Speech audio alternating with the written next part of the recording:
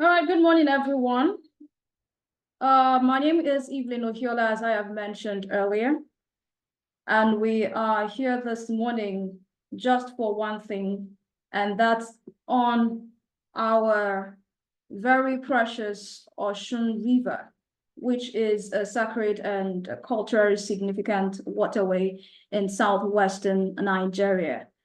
I'll just like to call on Mr. Ladeji Alabi, who will be giving us a welcome address for this event. Mr. Alabi, you have the mic. All right. Good morning, Evelyn. Good morning to everybody on the call.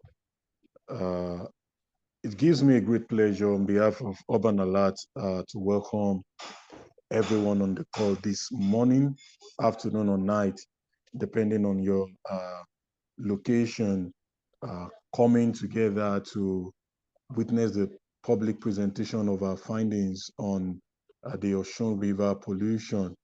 The event that we are presenting, or the report that we are presenting today is a result of activities we've engaged in over the last 3-4 years, investigating the real cause of the pollution of Osun River. And we've come out with something substantial that we feel the whole world should know, and also the people that use the water also. Like Evelyn mentioned, this water is sacred to all of us. As a matter of fact, the states, the Osun State as a state got a name from this water. So for you to know, it's a water that is important to every well-meaning Osun indigene.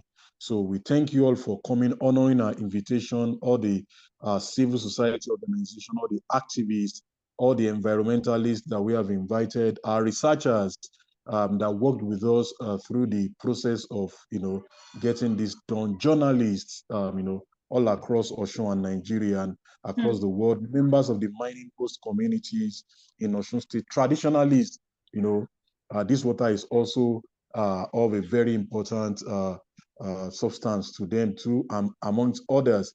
As I round up my welcome the speech, I must also state that we send an invite because one of the major actors on the remediation of Osun River is the state government, and let me state that we send an invitation letter to the SA to Osun State government, Governor of Mining, who is said to also double as the head of Omoluabi Mineral Promotion Company, the state-owned mining company. The letter was the invitation letter was handed over to him, but he refused to accept the letter and didn't show any commitment. We just need to state this so that people will know that on our part, we've done what we are meant to do.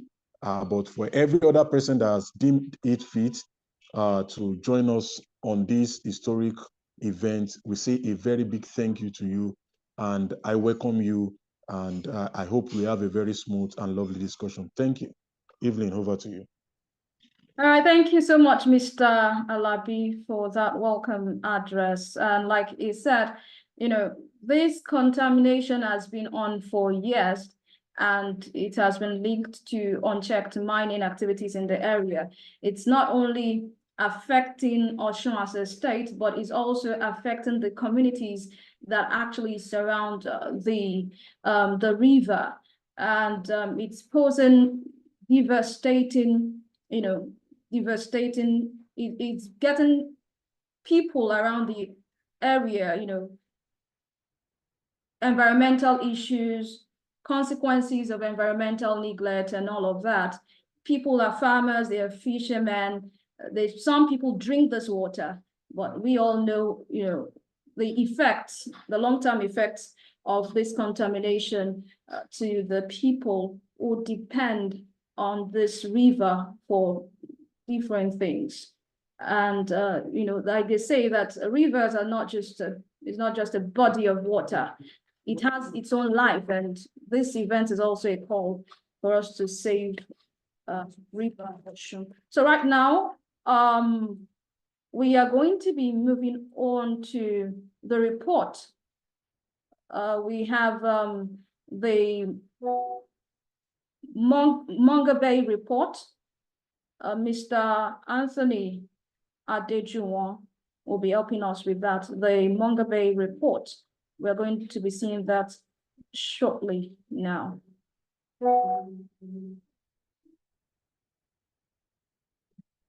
Mr. Anthony, are you with us?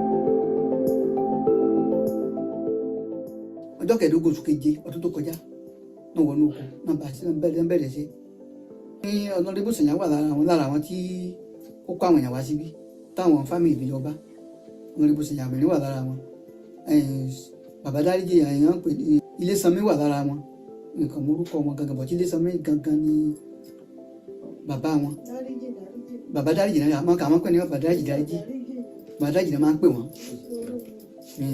wọ́n wà lára wọn. Àwọn táwọn ará wọn pọ̀ torí gbogbo àwọn tá a jọjọ́ lóye pátákó lọ́nà yìí àwọn ìgbóná fọwọ́ sí pé kí wọ́n rí ẹ̀jẹ̀ wọn ò dẹ̀ fún mi ní tẹ́ ń kọ̀bọ̀ títí dè sí i.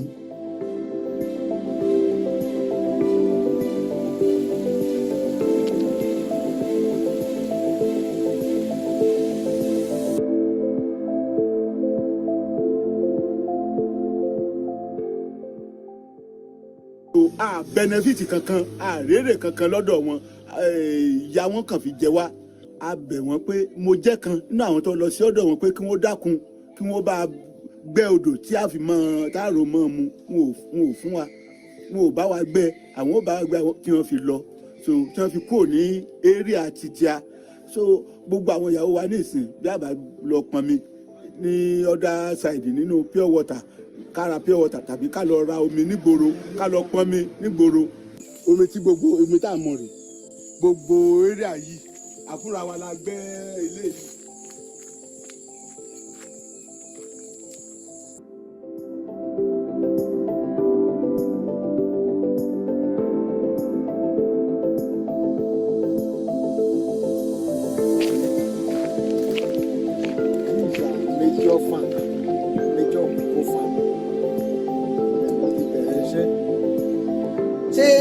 ẹ̀yin lẹ́lẹ̀tọ́ ọbẹ̀ ní èmi mo ní ẹ̀tọ́ ọbẹ̀ ní kí wọ́n á dé tí wọ́n fi ẹ̀tọ́ mi dùn mí tí wọ́n fi lọ fún mi kí àwọn tó wọ ọbẹ̀ àmọ́ tán lè sọ wọ́n á lè jẹ́ wọ́n sáì gangan tó gbé kinní yẹ fún liwẹ́wẹ́ torí liwẹ́wẹ́ ní orúkọ ìbò yẹn jẹ́ bí tó lẹ́tẹ́ ta ló sáì ẹni kò tẹ́ nìkan tó sáì àìsáì yẹn gan ló jẹ́ kí n wà lórí ààrẹ dìbò tí mo sọ̀rọ̀ yìí torí àìsáì náà mo fi ń jáde kóòtù láì lẹ́yìn òkan sáì lásán.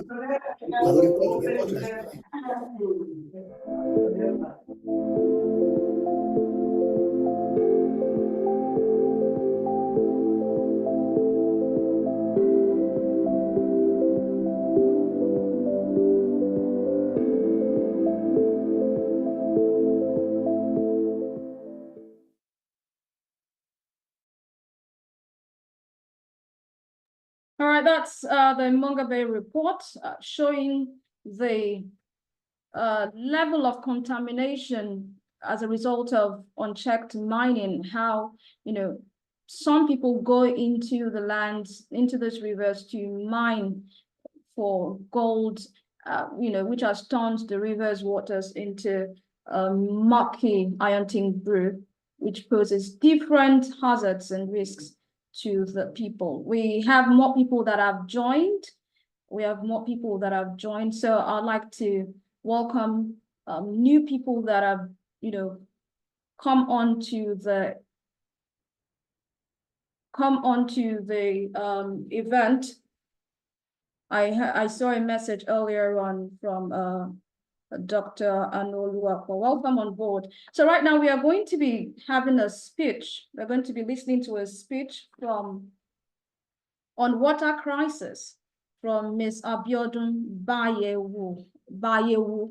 I apologize once again, Mrs. Abiodun Bayewu. Miss Abiodun Bayewu. Miss Abiodun Bayewu is the Executive Director of Global Rights Nigeria, a non-governmental organization that focuses on access to justice, women's rights, natural resources, and human rights, and security and human rights, among others. Our work focuses on programs that address governance failures that exacerbate the disenfranchisement and the violations of the rights of the poor and marginalized women and victims of discrimination. Before joining Global Rights, she worked with an array of organizations, including the Negotiation and Conflict Management Group, the O'Neill Institute for Global and National Health Law, the Center for African Policy and Peace Strategy, and the American Center for International Labor Solidarity. Abiodun is the co-chair of the steering committee of the African Coalition for Corporate Accountability, chair of Justice Empowerment Initiative, and a member of the governing board of Annie's Place. She was also a women's law and public policy fellow in the Leadership and Advocacy for Women in Africa program at Georgetown University. In addition, she is a writer, an accredited mediator, dispute resolution trainer, and an HIV/AIDS youth counselor. Please welcome with me Ms. Abiodun Bayewu to give a speech on water crisis. The mic over to you, Ms. Bayewu. Thank you so much, Evelyn. I was just thinking about how much my resume has evolved over time, and that's an old resume. I am no longer the chair of the African Coalition on Corporate Accountability. I'm very happy to announce I am not a Mugabe, and I've handed over to another organization. Okay.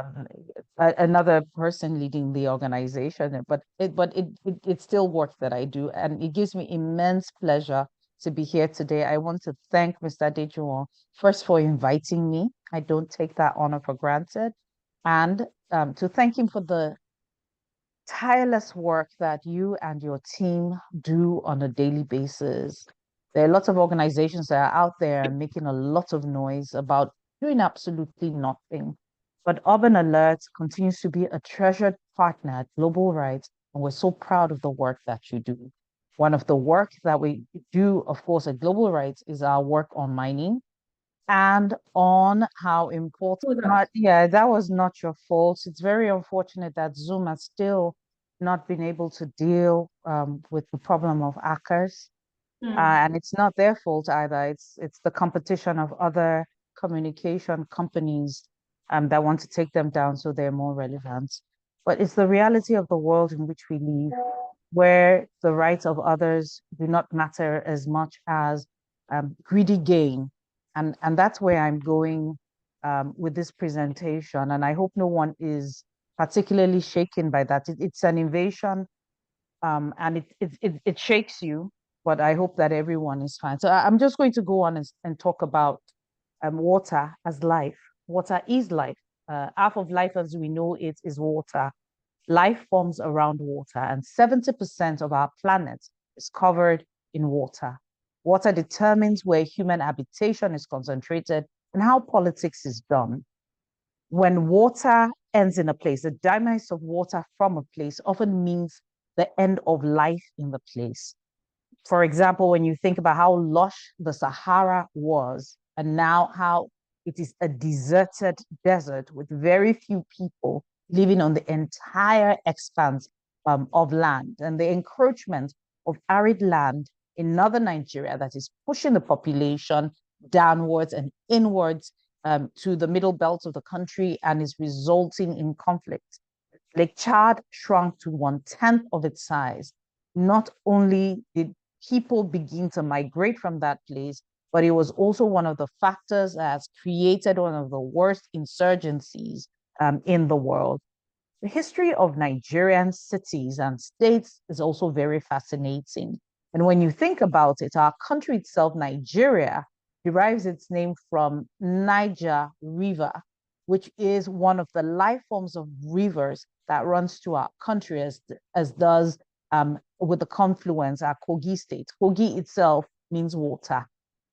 Lagos, lagoon.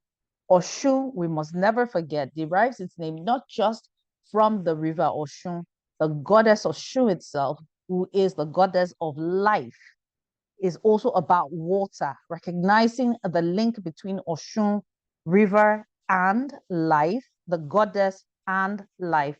Ogun River determines the state that is called Ogun State today. Akwa Ibom derives its name from the Kwa Ibo River. Anambra from the Umbalaba River, also a very prominent river in that region.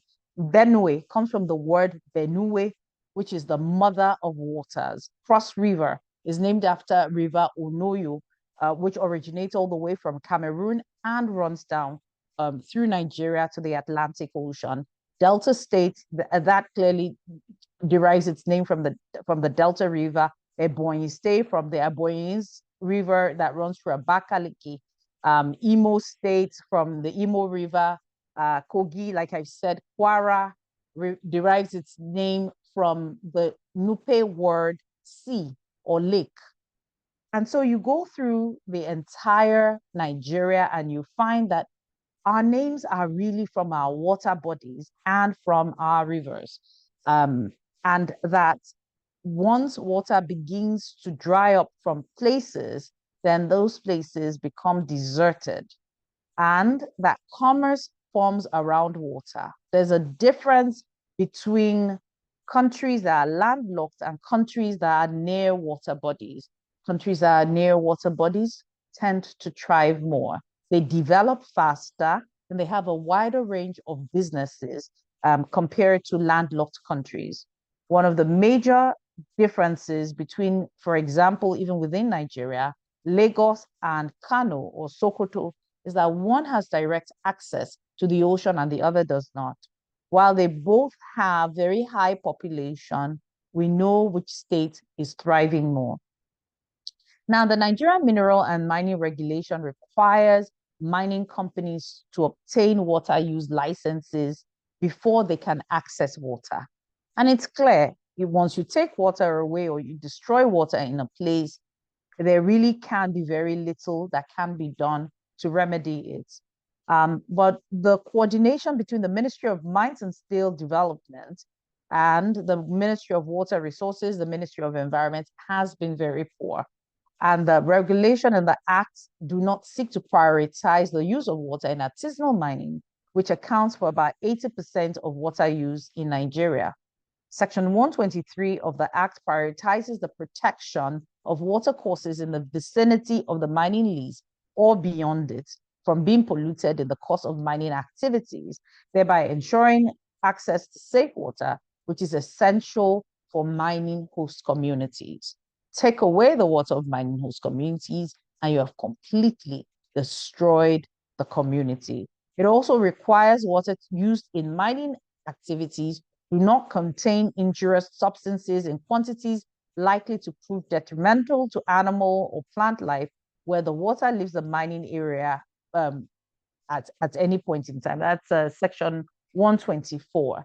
But then you and I know that mercury, for example, is used in the amalgamation of gold, which you also find in Osun State, and that the water bodies in Osun, in Niger, in Zamfara, which is a very water distressed state, has the use of mercury in the amalgamation of gold, in the washing of gold, and all that mercury is swept into the water. The fishes absorb them through their skin. We eat them and we wonder about the proliferation of cancer in our society. There's also guidance on the disposal of tailings from the mines inspectorate needs to ensure that the disposal of tailings do not enter into water bodies to infect the water table. But we have not seen this. Section 125 calls for the compensation of persons who have suffered from mining-related pollution or water contamination. And I'll talk about that as I end this presentation. The law also requires that the Ministry of Mines and Steel Development also publishes how tailings are to be disposed of in mining activities. Till date, in all the years in which I've worked on mining, that I have not seen the Ministry of Mines and Steel Development publish it. They say they do not have money to, but they've got money to junkets to China when it so suits them. Now, that said, I'd like to talk about the communities that we work with at Global Rights and what we've seen. Working with a community, for example, Okobo in Kogi State, where coal mining is going on, the same in Meganga community in Gombe State, we have seen the devastation of water from the mining companies to the communities. Artisanal mining, we might say it's more difficult to control, but how about the corporate companies that do have licenses from the Ministry of Mine and Steel Development, and nothing absolutely is being done to prevent pollution from these companies? Now, I go back to a subject that is very important to me. The past is prologue, and what has happened in the past determines what will happen in the future and determines what we need to do to protect ourselves. Now, centuries ago, our continent was colonized, or most of our continent were colonized. Not all of the countries were colonized. Unfortunately, Nigeria was one of those countries that was colonized, first by the Portuguese, first by the Arabs, then the Portuguese, and then more recently, the British. And colonialism happened because of our natural resources. We are the richest continent in the world, and I say that without apology. And Nigeria is one of the richest mineral-rich countries in the world, in spite of the fact that more than 65% of our population live in abject poverty. The West has fed its greed on the minerals of Africa, and they don't care whose horses are gored. And so when we go about our noise about climate change, when we go about our noise, making the noise about the Minamata Convention on the use of mercury, one of the things that we must also stand for as developing countries is talking about Western greed and how that is impacting our water resources, how it's impacting life. Now, there are three things we need as a people. We need water, we need food, we need shelter. The greatest of this, I start with, is water. If we do not have water, food makes no sense, neither does shelter. And when you think about the needs of man and the way in which the West is irresponsibly still pillaging African countries, including ours, using even our own people to destroy water resources. One of the things that at the global level that we've continued to talk about is holding corporations accountable. And we keep talking about access to remedies, but there's certain things that cannot be remedied. The loss of water from a community cannot be remedied. Evidence is what's going on in Okobo. Evidence is what's going on in Meganga, in Gombe State of Nigeria. Once we continue to lose water, and we're losing water, our water bodies are shrinking, and those that have not shrunk completely are being polluted by mining activities. Once we lose water, we will lose life, and the consequences come with the loss of water. Again, Mr. Adejuwon, thank you so much for the opportunity to speak at your event. I'm so proud of the work that your organization does, and I just continue to hope that you will find my stewardship useful to your organization. Thank you, and God bless the Federal Republic of Nigeria. Thank you so much, Ms. Abdi Bayewo. I mean, that was a very insightful one there, especially when he said that three things that human beings are dependent on, or that we need rather, he said water, food, shelter, and the most important is water. It actually shows how we as human beings are so dependent on these rivers and how we should be invested and interested in ensuring that we have the safe water bodies, not just in Osun State, but all across the country and maybe beyond Nigeria. Thank you so very much once again, Ms. Abiodun Bayowo, right there. We move on right now. What we have on our program outline this morning is a TVC community report. We are going to be taking that for the next 5 minutes, a TVC community report.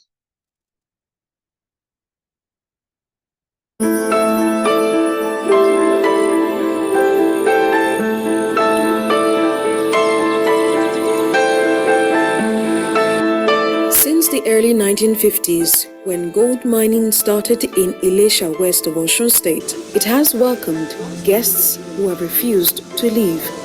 They plundered the land for its riches in gold, bagging millions of dollars out of the southwestern state, while the people suffer in silence.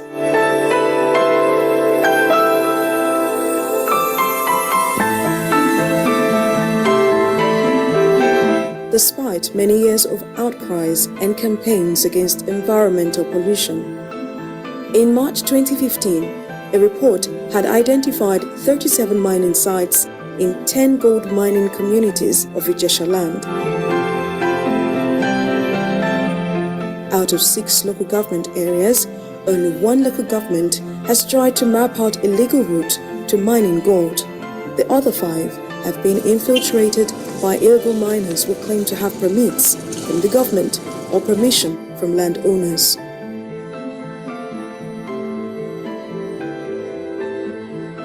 Initially, we thought these are illegal miners, mining gold in many minerally blessed communities in the state. However, it has been discovered that even those that are licensed are also mining within the state. Both the illegal and the licensed miners have actually been identified to be putting pains on host communities within the state, taking away the laws guiding mining in Nigeria. For instance, there is little or no respect for the environment when it comes to mining in Osun State for so many reasons known to the miners. And if things like these are happening, the onus lies on the Federal Ministry of Mines and Steel Development to ensure that miners respect the law guiding mining in Nigeria. Along this road, there are about 7 communities where illegal mining is ongoing. The land is suffering and no longer yielding like it used to, putting farmers at a crossroad. The miners seems to have seen the host communities as tools that they can just employ to get their own money out of those host communities. We hope that the federal government of Nigeria, even the Osun State government, to rise up to the occasion and protect the host communities. They should protect the environment, protect the water within or around these host communities, and also protect the rights of the residents of those communities, so that miners will not just go into these communities, take away the minerals from these communities and expose them to pains and agonies associated with gold exploration.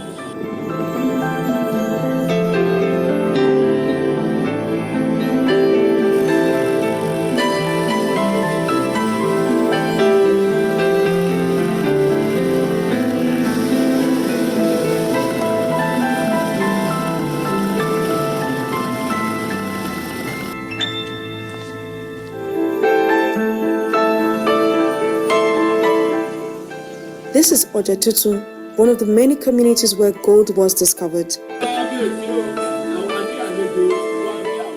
Years after the miners and excavators have gone, the degraded land and loss haunts the residents.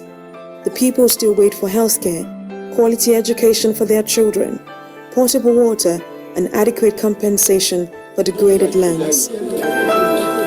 Many mining ponds are filled with water contaminated with mercury, lead. Excavations may have stopped in some sites, but the rot left behind is yet to be cleaned up. A danger to residents would depend solely on these ponds to get potable water for themselves and their crops. They are waiting on the government to provide basic amenities and help restore their lands.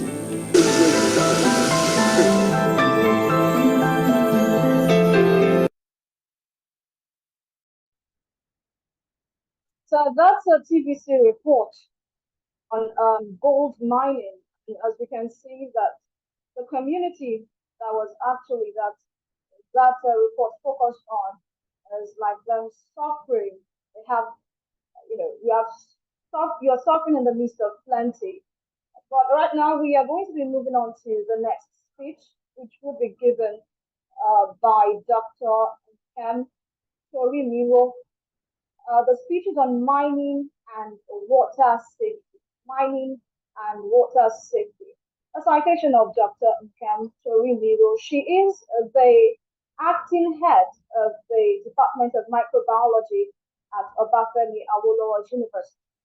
She holds a BSc degree in botany from the University of Port Harcourt, Nigeria, MSc, PhD in microbiology, and a Master in Public Health, MPH, higher degrees from Obafemi Awolowo University, Ife, Nigeria.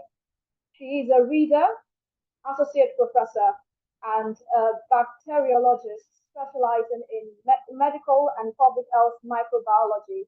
And our professional work includes the detection of infectious agents as well as antimicrobial resistance, AMR. She pioneered the study of nanotechnology in the department, and as 3 patents awarded by the Federal Republic of Nigeria in the area of rapid detection of infectious agents in the water, timely detection of post-harvest food deterioration to prevent food loss, and nanotherapeutics for the treatment of multi-drug resistant pathogens in chronic wounds. She is also passionate about global health security and training the next generation of biosafety and biosecurity professionals to build a critical mass of professionals.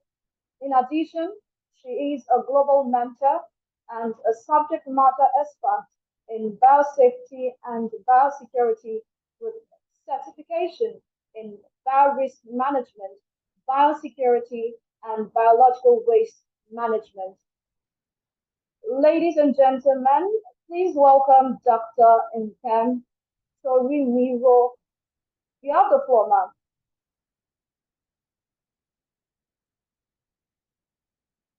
Yeah, thank you very much, Evelyn, for that wonderful citation. And also, I thank the organizers. And I thank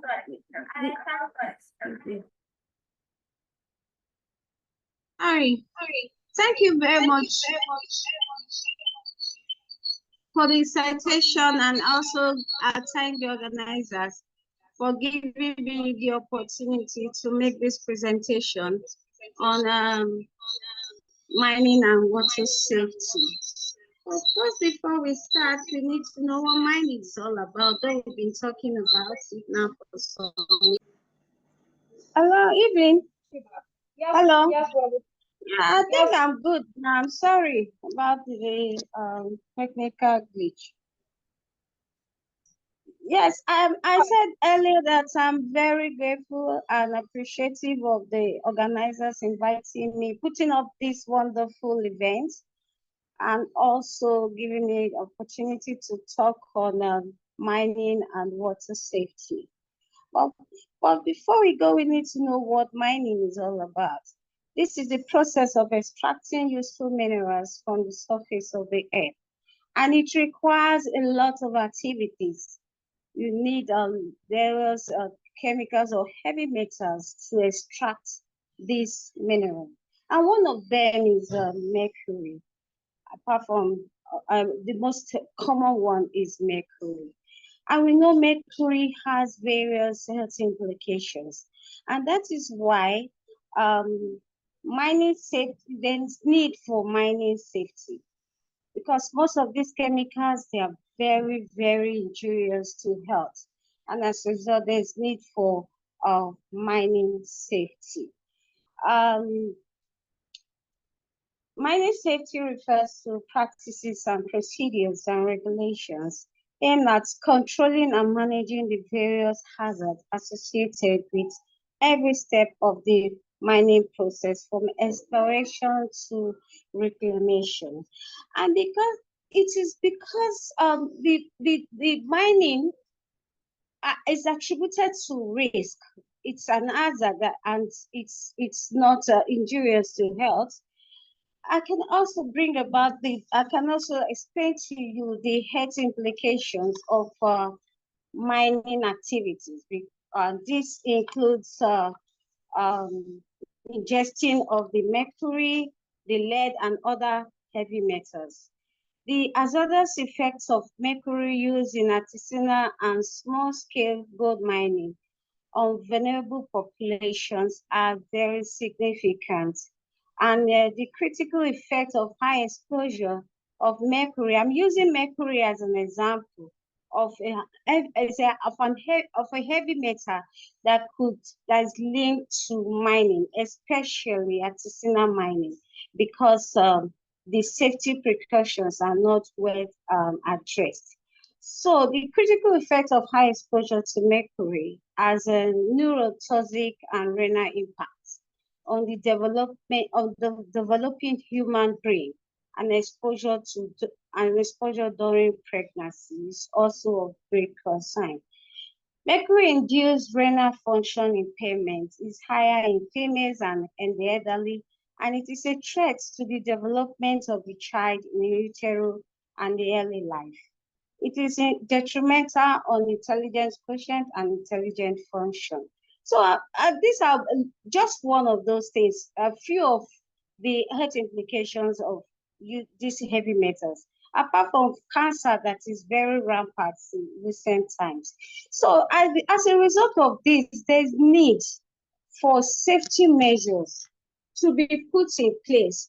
There's need for responsible mining, responsible and safe mining. And this safety here is the condition of being protected from or unlikely to cause danger or risk or injury to the populace. Now, I will not take us now to the water. I know the first speaker talked about water, but we are talking about the Osun River. There's no way we'll try to address one of the things that could come up, or health implications that could come up with the activities of these artisans. According to WHO reports, approximately 2 million deaths are attributable to unsafe water, sanitation, and hygiene. Like I said earlier, the activities of mining leads to complications in water safety. So the quality of drinking water used for recreational purpose is a powerful environmental determinant of health. So microbial chemical contamination affects health, and reports have shown that physiochemical parameters have an influence on water quality and also affect the biological constituents of the water. So the contaminants in the water can cause chronic health effects. They can cause two types of effects. It could be acute, it could be chronic. Acute is immediate and chronic is long term. What the effects we are interested in with mining as a result of mining activities is the chronic one. The contaminants can cause chronic health effects that occur after repeated exposure to small amounts of the chemicals.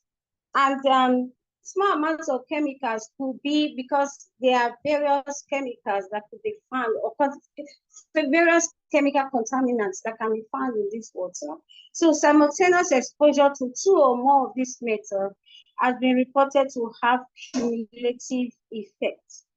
So when we come down to Osun River or water generally, we'll say the aquatic ecosystem is divided into marine and freshwater. And the Osun River now is under the freshwater. And on a freshwater, for freshwater, only 3% of the hydrosphere contains freshwater. The 97% is on it's in the marine ecosystem. And of this 3%, 99% of this is tied up either in frozen glaciers and pack ice or is buried in aquifers. So you see, we only have 1% free-bound water for use, and it's divided into the still water and the running water. The still water are lakes and ponds, while the running water is rivers and streams. Now take a look at this now. We have 1% of available fresh water out of the 3%. That is out of the 3% fresh water, we have just 1% available fresh water. And of this is divided into running and still. So you see, there's a lot of implications as a result of this. When we talk about the contamination now of this, let's assume the running water, because we are interested in Osun River, the running water, then they see there's little or nothing left for the populace to use. So it is a very, and most of the populace now are now exposed. I mean, along people that use that draw water from the Osun River for recreational purposes or for drinking. They're exposed to chemicals running runoffs from these mining sites. So it is a very grievous issue, and it needs to be addressed. The risk with working with this or exploring or extracting these minerals need to be addressed, because the hazard is enormous. And we have mercury and our mercury, lead, cyanide, arsenic, and these are all linked to chronic long-term diseases in man, which might not be noticed until after a very long time. So in my opinion now, I feel that there should be policies put in place to address how artisanal miners work, how they prevent injuries, disease, and death of personnel, and damage or loss of assets and equipment, how they disposal of this waste coming from the activities before, that's management of this waste coming from this activity, that's in the treatment, before they are not discharged into the water, back into the water body. So emphasis should be laid on treatment and training of this of the miners. Emphasis should be laid on it, training and the treatment. And we have different methods of treating this waste generated from the mining activities, which could be in form of biological or chemical or irrigation or eating. So I think there should be a situation whereby there be a very strong policy put in place to make sure that those that are licensed to, it's only those that are licensed to mine that should mine, and it's only this set of people that should have been trained and how to manage the waste before disposal into the water body. This is very, very important. I think I will stop there because I just believe we still need to make more noise about safety, because safety is very, very crucial to everybody, the community, the water body itself, the life form in the water body. So thank you very much.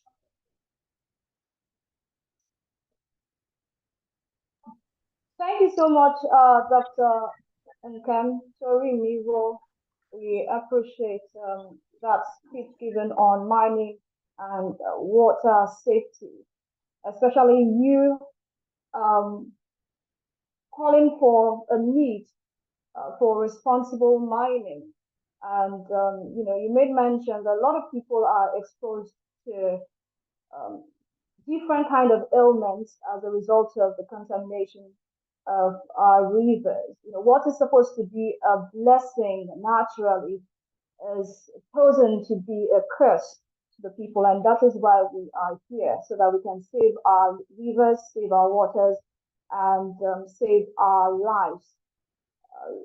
Next on the list for our program outline is a documentary. We're going to be having a water manifesto documentary snippet played now.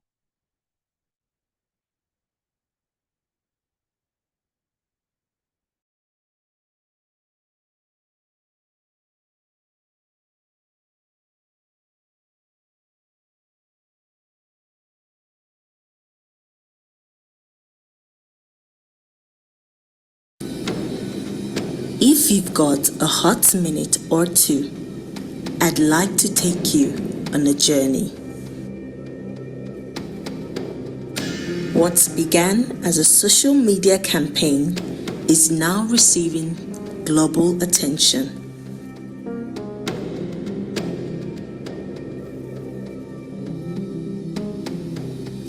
I spent a year investigating the irresponsible pollution of the Osun River, and I will now take you into its inner workings.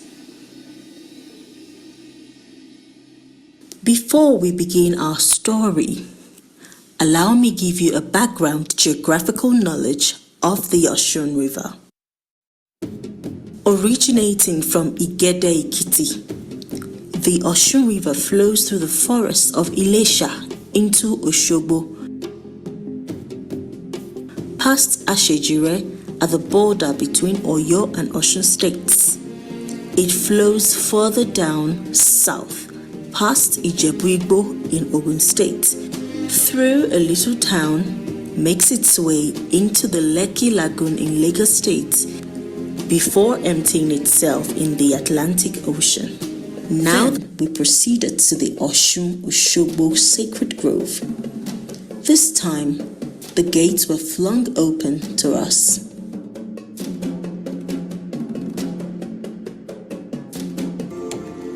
While assessing the damage and taking water samples with my team at the grove, an interesting personality came to pray at the grove and granted us his consent to film his prayers. Listen attentively. mo wá bí wọn á kẹ́yìn ìyá mi torí pé bí náà ti tọrọ mi wọ́n ṣun ní báyìí mi wọ́n ní tí mo ní wẹ́ẹ́ fi ṣe gan ẹ ti pèsè mọ́tò fún ẹ ti pèsè yín fún mi ẹ ti pèsè lẹ́nu pèsè ẹ ti fún mi lọ́mọ ó fine wọ́n mi ò fine but wọ́n á ń bẹ̀yìn báyìí wọ́n kàkọ́ sí igba ènìyàn mo pè ní èyí igba bílíọ̀nù mo pè ní igba tírílíọ̀nù mo pè ní èyí torí àwọn èèyàn ńlá mo ń bá ṣe papọ̀ ẹ lọ ṣínà fún mi ní US lamẹ́ríkà gbogbo ibi tí fóònù nọ́mbà mi wà ní gbèrègbèrè ayé ní ọdún tí mo wà yìí ní oṣù tuntun tí mo bọ́ sí ẹ lọ nà ọdún tí mo wà. Then the shock came. He washed his head and face and then proceeded to drink the water.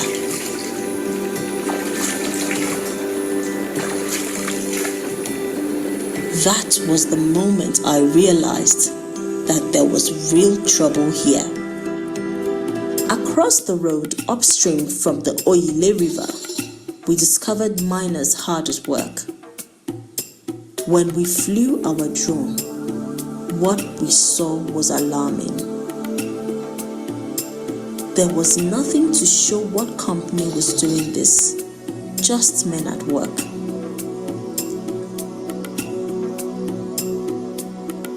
We followed the path of the river and established that it flows past the water plant indeed.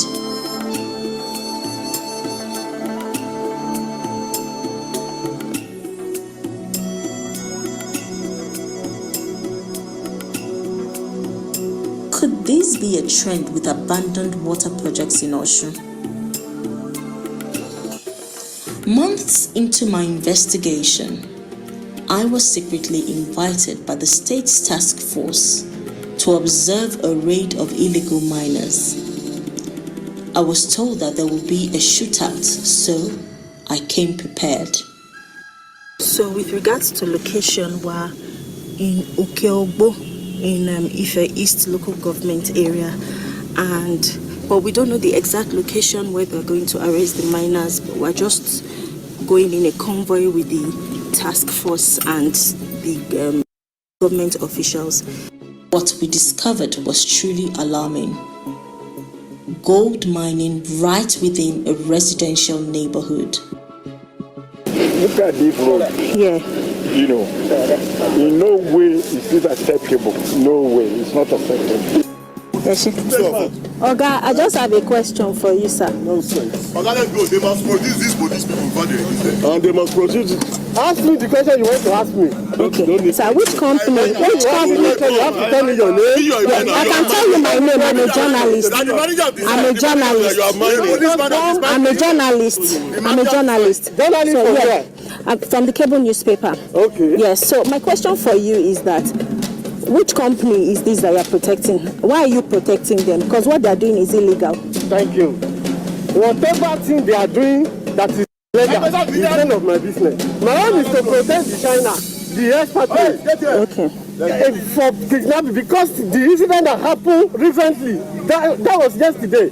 2 China was kidnapped with the people like these people dressing like this, coming with arms like this. So that is the reason I'm asking them. They should tell me the reason why they are here. Just as we hit the main road, horror struck. Police spray. We were intercepted by a group of more uniformed men who pointed guns at us, accusing us of kidnapping Chinese nationals. I recorded the incident on my phone. By this time, the task force had escaped, and we had to bail ourselves out.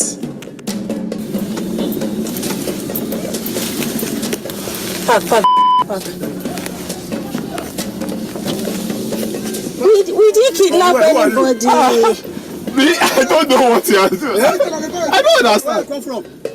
We are going to Ife now. The same with that he lost. No, the car we are following is in front. One Toyota car. We're not even part of them. I'm not following you. I'm following the Toyota car. This Hilux came in front of me, so I had to stop. Jesus Christ. Guys, they just shot. They were just shooting, thinking we kidnapped somebody.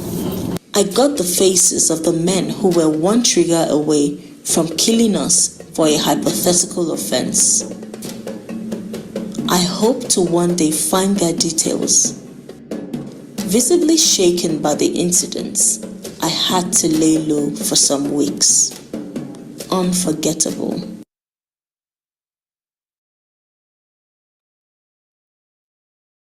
All right, that was actually brilliant. That's a Water Manifesto documentary, sniper done by journalist Anoluwapo Adelakun. When you talk about the hard job of a journalist, it's a part of the hard job, but that's like the real job and the dangers journalists face on the field. Up next, we are going to be having our thought speech, our fourth rather, I beg your pardon, our fourth speech. Okay, sorry, that's the third speech. Please forgive me. The third speech, which is on the Water Manifesto, and it will be given by Anoluwapo Adelakun, an investigative journalist and a documentary filmmaker. Anoluwapo Adelakun, is a versatile investigative journalist, award-winning documentary filmmaker, and passionate social justice advocate with over 16 years of experience in tackling developmental issues. Please give me a minute. I need to fix something. Sorry about this. Please, I crave your indulgence. Just give me some moment. I need to fix up something very quick from my end.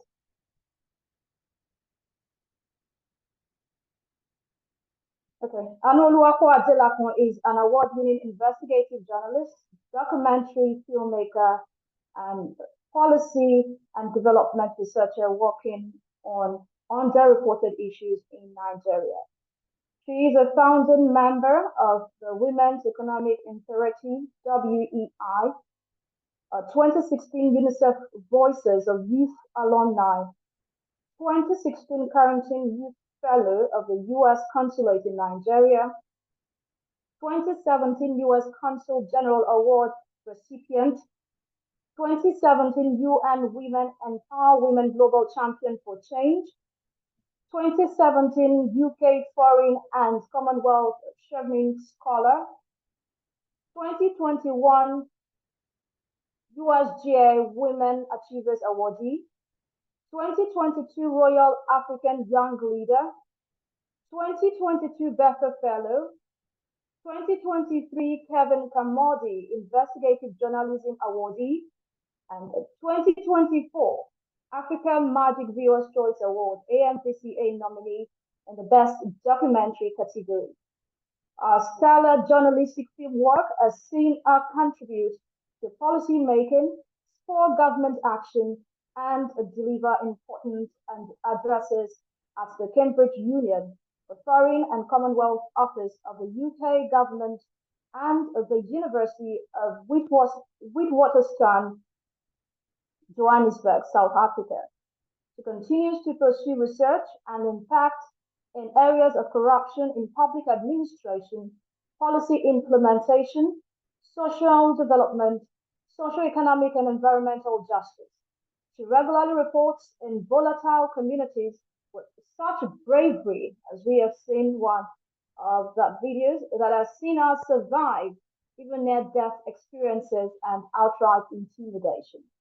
Aside from this, Anu sits on the advisory board of Star Girl Foundation, which advocates for the education of the girl child in Nigeria, and Inspire Community, a civic organization which supports youth across Nigeria to contribute to the social development of their communities. She also serves as a mentor to fellows enrolled in the U.S. government-funded Carrington Youth Fellowship Initiative. Anu is enthusiastic about making a change for the ordinary man. She's based in the frustratingly exciting city of Lagos in Nigeria. Please, ladies and gentlemen, let's welcome Anoluwako Adelakun. Anu, you have the mic. And Thank you very inspiring much. one you've got there. Thank you very much. I'd like to start by thanking Mr. Anthony Adejuwon for kindly bringing me on board the visionary work that is being done at Urban Alert. I could not have dabbled into the waters of Osun without Mr. Anthony's insight into the crisis happening in Osun State. And I commend you, Mr. Anthony, and I congratulate you as well on today's milestone achievement in your work at Urban Alert.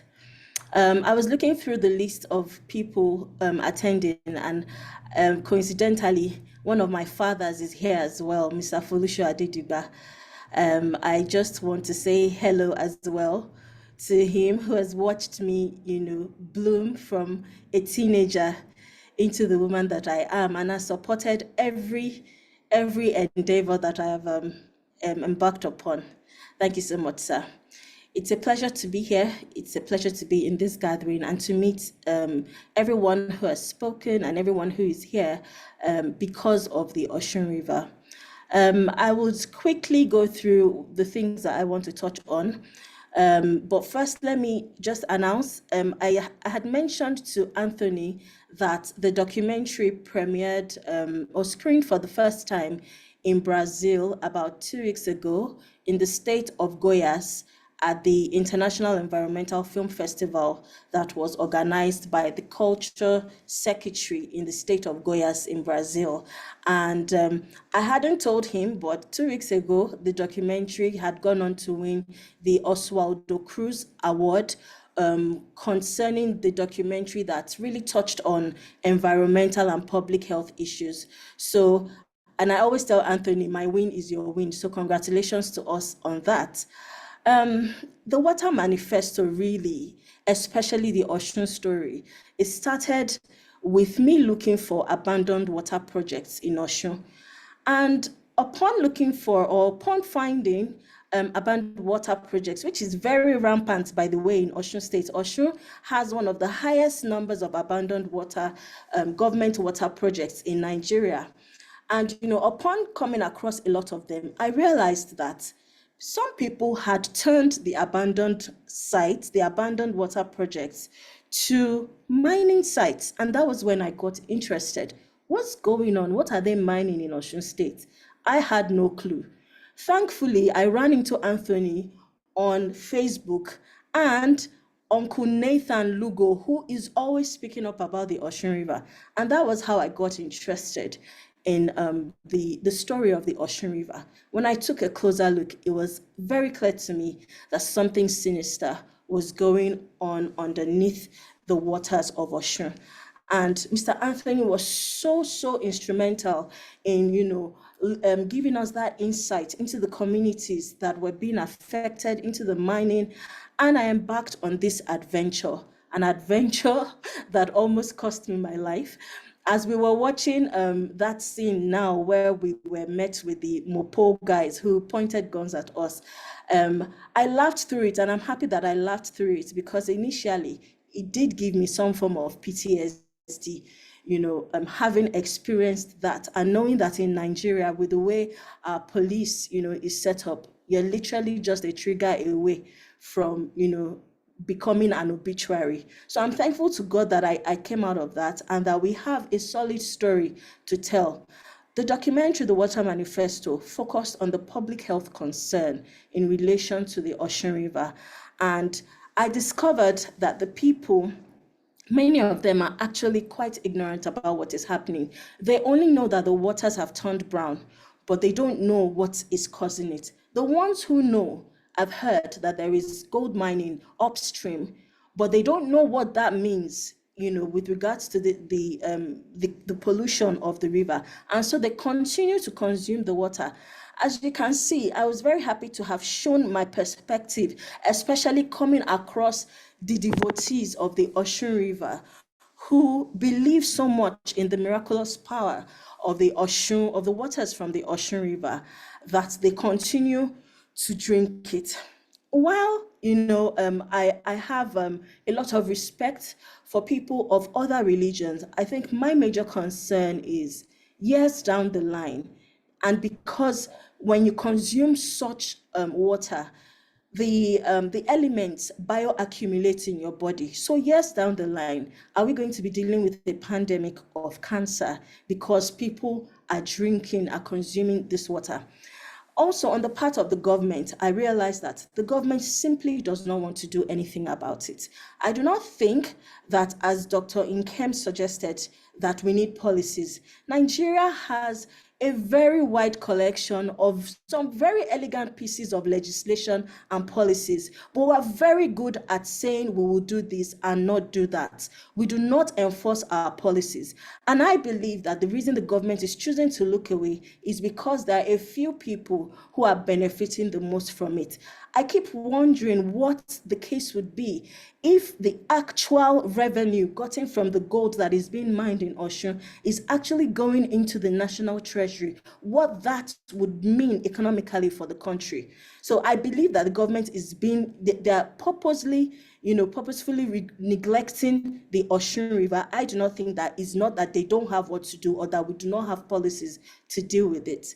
I also came across unscrupulous elements. So because the government is choosing to look away, unscrupulous elements like illegal Chinese miners and artisanal miners from Ghana and Zamfara, especially those from Zamfara who came down to the west, to the southwest after the incident in Bagega, also related to gold mining. So you have a lot of that going on, but the unscrupulous elements, I call them unscrupulous, especially the Chinese miners, because how can absolutely people who are not citizens of this country come into our country, come into our backyards and be mining gold, and there are no companies to name, there is no one to hold accountable, and then when they arrest these Chinese miners, they hold them in for a while and they are released back into the wild. I remember on the trip, on that reporting trip, to do the undercover catching of the illegal miners. I remember one of the Nigerian miners who was attached to one of the Chinese miners saying, ṣé ẹ rántí mi mọ́ ni? Ẹ ti mú wa rí ní Ora, ní Igbo Ora. I was very shocked because if you've been caught before and you were really dealt with, then you will not be here doing this again. So they are being caught, and that was why I personally think that Miremco was not as efficient as what it was meant to do. That was the Mineral Resources, Mining and Mineral Resources Committee that was headed by Mr. Binunyo, who was in the documentary. They were not doing what they were supposed to do. So again, which brings me to the issue of enforcement. So your committee was set up to deal with this. How come these people are getting off? Are there no laws to make sure that they are behind bars? If they're not behind bars, who are those who are sustaining them? Because I personally, and Anu Adelakun, cannot go to China and do something, mine, if I could do something like that, or conduct an illegal business in China without having to face a death penalty. The government simply does not want to do anything about it. Also, and I think one of the shocking things for me was the discovery of the fact that the Oyo State Corporation, which also depends on Osun River, because Osun River flows into Ashejire Dam, and Ashejire Dam is a major feeder for the Oyo State Water Corporation.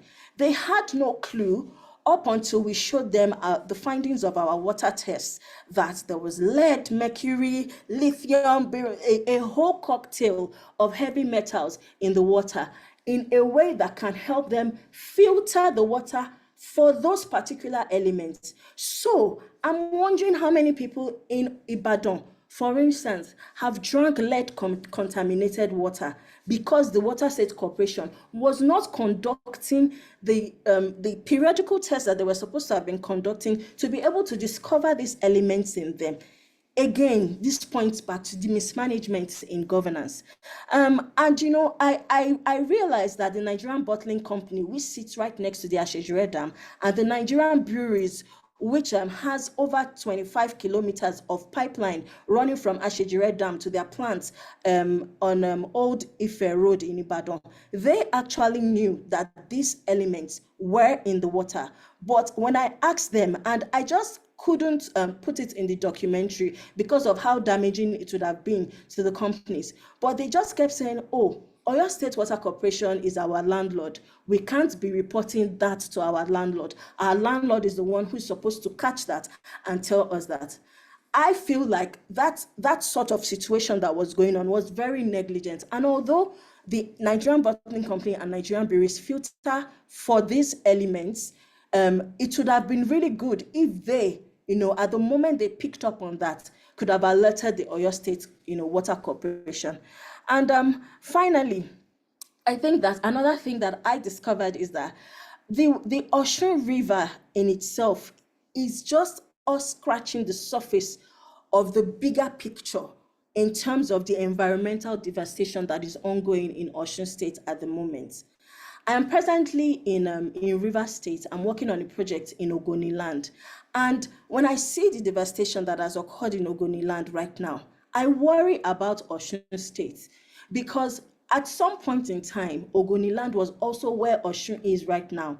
And people failed to rise to the occasion. People were not proactive enough to curb what needed to be curbed in terms of remediation, in terms of holding, corporations accountable on time in a timely way that would have avoided the devastation that they are having to deal with now.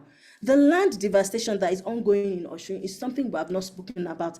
And in a country where we're already behind in terms of how much food we're able to produce and how much food, our people actually have access to, we are losing arable lands to this problem. That is another issue that we've not even begun to look at. And I just think that when people watch the water manifesto, and if the government should watch it, decision makers watch the water manifesto, I hope that this passion, these issues ring in their hearts. I hope that they are moved to actually do something, because we won't be here forever, and not everything is a climate change issue.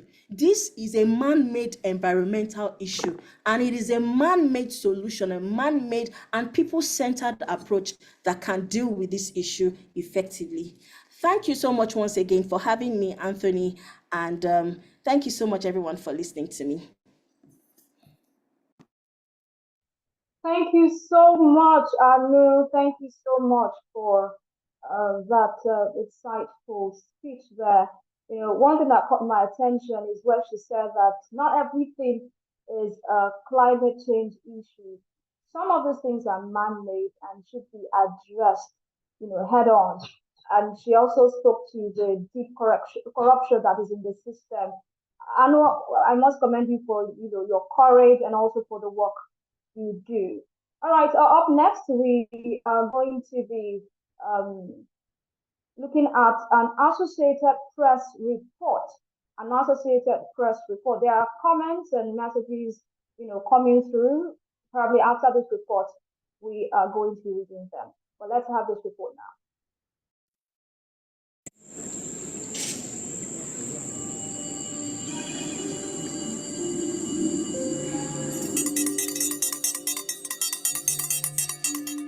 nǹkan tẹ́yìn pè lómi àgbo ni à ń pè àgbo Ọ̀ṣun torí ó ti kúrò ní omi kì í ṣomi tó kàn ṣẹlẹ̀wù omi tó nípìlẹ̀ ni so ti wá di àgbo torí àgbo yìí ni a fi ń ṣe ìwòsàn.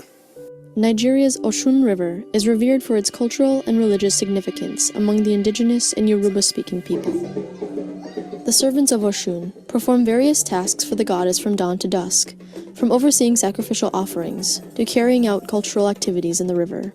Some say the goddess heals them of afflictions when they drink or bathe in the river, and others say she can provide wealth or fertility. Àṣẹ ni Elédùmarè ó ti fún Ọ̀ṣun ní àṣẹ láti gbà wáṣẹ̀ wípé gbogbo àwọn tí wọ́n bá wá tán bá wá tọrọ ọmọ Elédùmarè ti fi àṣẹ sí ọmọ bẹ ní ọ̀dọ̀ Ọ̀ṣun.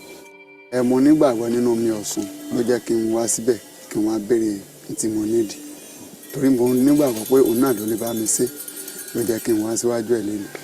But the river is under constant threat from pollution from waste disposal and other human activity. Specifically, the dozens of illegal gold miners whose runoff has filled the sacred river with toxic metals. Kò sí ìpèníjà kankan tẹ́lẹ̀ ṣùgbọ́n nípa táwọn kan ti ń wa kùsà tí kùsà yẹn tí wọ́n ti ń fọ kíní tí wọ́n kíní gold tí wọ́n fọ ṣe mọ̀ pé kẹ́míkà náà ń lò kẹ́míkà yẹn ló wá sàn débi báyìí. The chief priest has asked people to stop drinking the river's water and has written to the state government asking them to take action and stop illegal miners. But he says nothing has been done. It seems the government is incapacitated about the problem and thereby exposing residents of the state, in fact, people living in more than 20 communities, to the effects of the pollution. Some warn that Osun has her limits and that there may be problems if the river remains contaminated. Others remain positive and believe that the government will step up and save Osun. Why some people think the contamination of the Osun River is not resolvable, I'm optimistic and I believe that it is possible.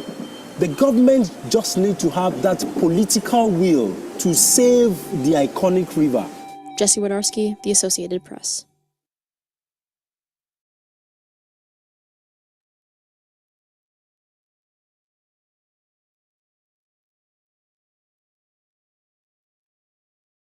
All right, to speak on mining and the threat to the rights of religion and belief, we're going to have Nathan Lugo. Nathan Lugo is Chief Aikulola Oluwiosa, traditionalist, USA. He is a traditionalist with a vast knowledge in the African traditional religion. As a Babalawo, he holds the religious and the Yoruba historical sites in high esteem. Chief Aikulola Oluwiosa is the head of the Ile Olosha Mokanla LLC USA. Mr. Nathan Lugo, you have the mic. Good morning, everyone. Thank you all for the invitation to speak today. I want to give homage to Anthony Adejuwan, that's been working tirelessly amongst other members of Urban Alert, and also the excellent research and documentarian work that's been done. I've been able to share some of it on social media platforms, which is one of the means by which I can express my concerns about what's affecting my religious community. Just to give you a brief background, thank you for that presentation. I live here in Southern Florida, in South Florida, in Fort Lauderdale. I'm of Puerto Rican descent. What that means is my family is from one of the Caribbean islands in the larger Antilles, known as Puerto Rico, which is next to Jamaica, next to Cuba, Haiti, and Dominican Republic on the island of Hispaniola, as well as St. Thomas.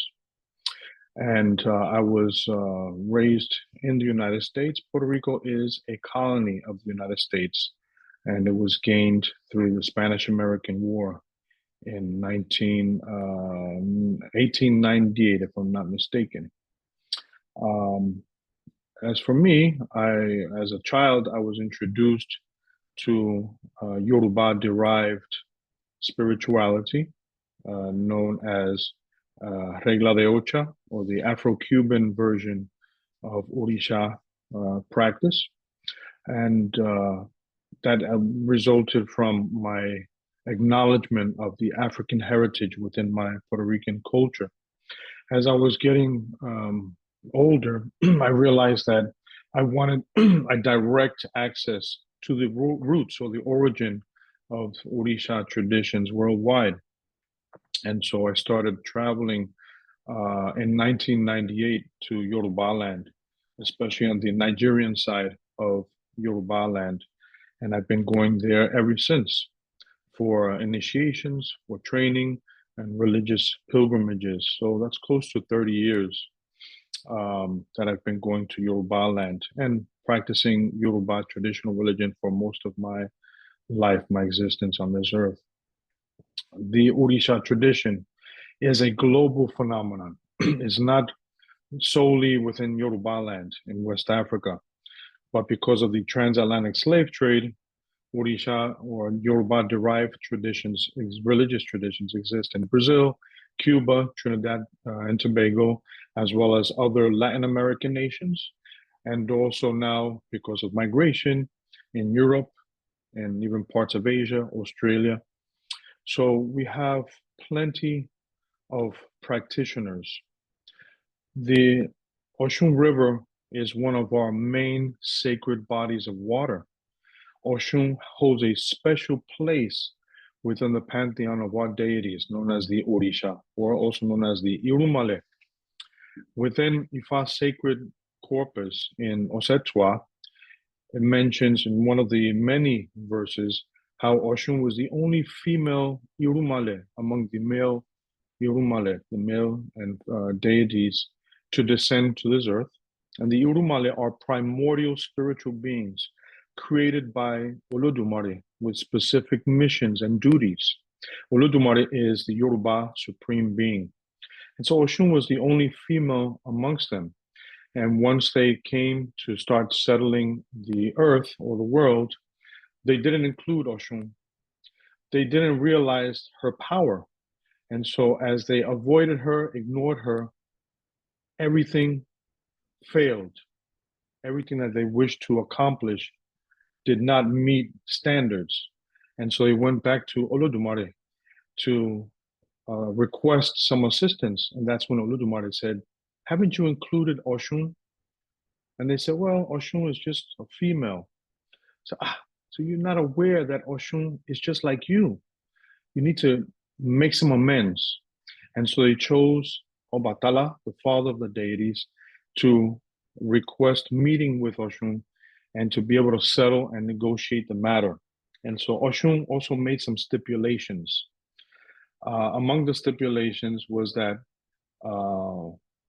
unless they include her in all that they do, nothing would ever work out, and that they should prepare for warfare. We also believe that Osun was not the only one, but she was sent amongst them. And so after some time, everything was settled. So Osun has a particular role within our spiritual tradition. She's an empowered member of the deities that represents the feminine, female, women. And Osun was a mother deity. The river that we use during ritual work is, as was mentioned in the documentary, is known as Agbo.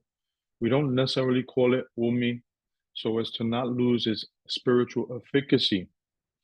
And on a daily basis, not just during the Osun Osogbo festival, we have both Osun devotees as well as all members of our Orisha community, our indigenous Yoruba traditional religion community, going to Osun River, as well as any other body of water, because according to our community, these are all sacred.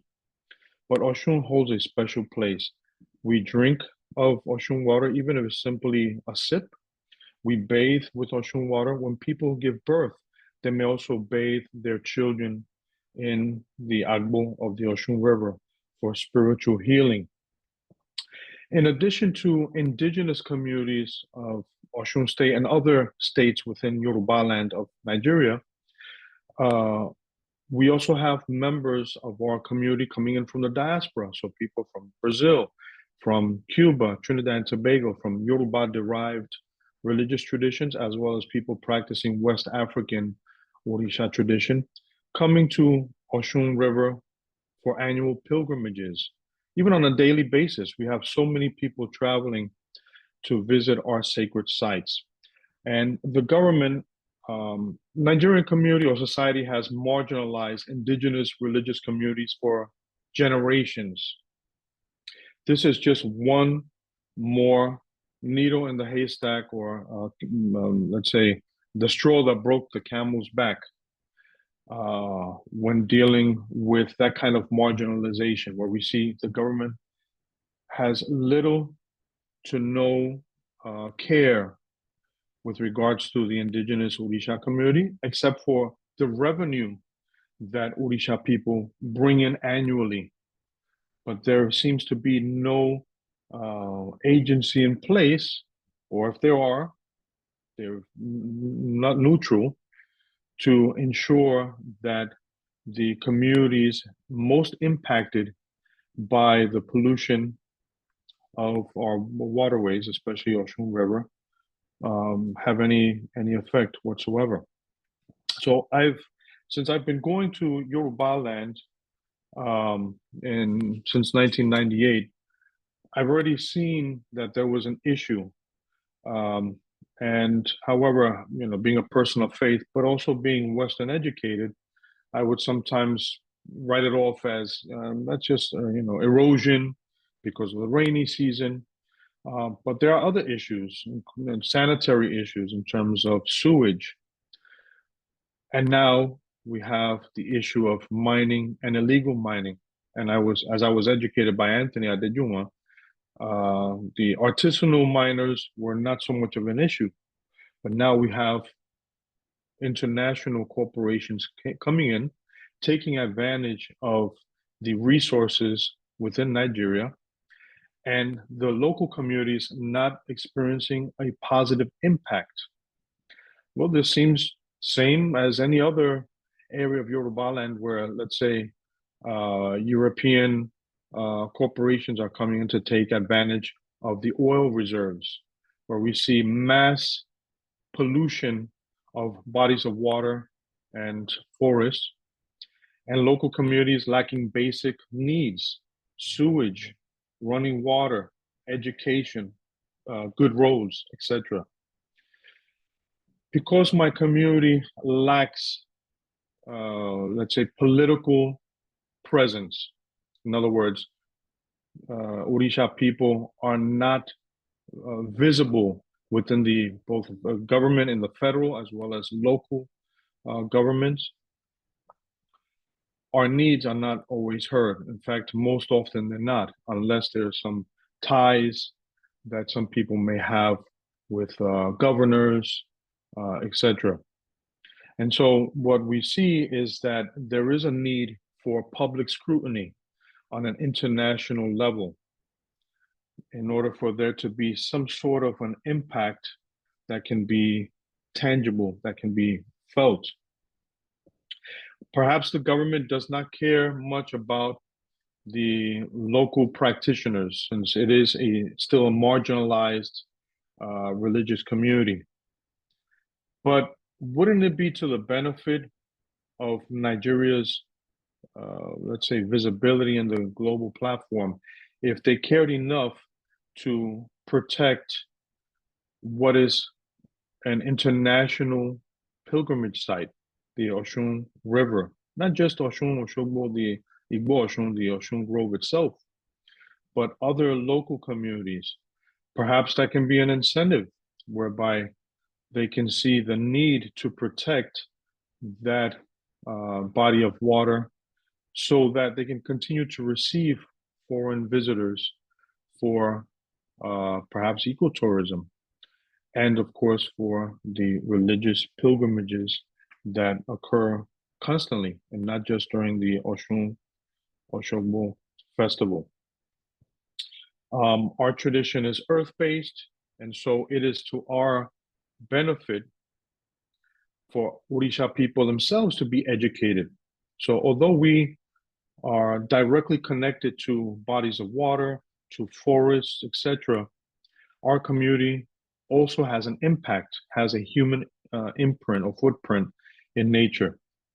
And so we need programs to help educate our own community and not just write it off as, well, the river may change because of rainy season, or there may be individuals that perhaps don't care to investigate how is it that the river has changed, not only in the appearance, but also according to tests that there are higher levels of heavy metals within the water.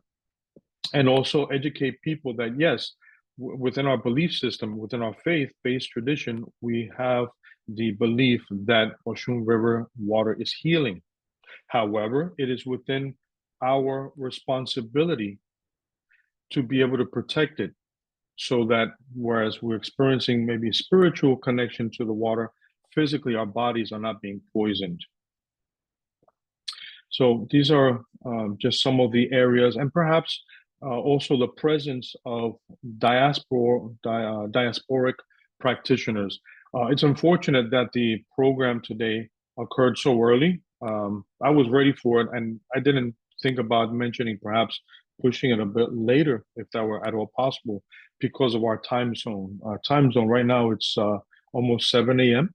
So we lack a presence of many practitioners. Again, reminding us that our tradition is global, is one of the largest growing global religious traditions in the world. So I thank you again. Hope I didn't extend past the time frame, but I look forward to engaging others, seeing some positive change. And please let me know how much more I and others can be of assistance.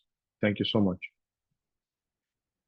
Thank you so much, Chief Aikulola Olumiosha Mekandugo, for that interesting speech. I mean, I felt like, when you were talking about the story of Osun, I felt like I was listening to my grandmother, my grandfather, with the fairy tales and all of that, tales by moonlight. And I must say, your Yoruba nation of the Osha, Yoruba, Osho, Oshogo is so perfect. Thank you so much for that insightful speech on that you just gave. Now we are going to be moving on. We are almost done, so we're just going to be moving on to the unveiling of the document, which is really why, majorly why we are here. The unveiling of the document on Osun River contamination, which is going to be done by the visionary himself, the team lead of Urban a lot. That's Mr. Anthony Adejuwon. Mr. Adejuwon, you have the mic.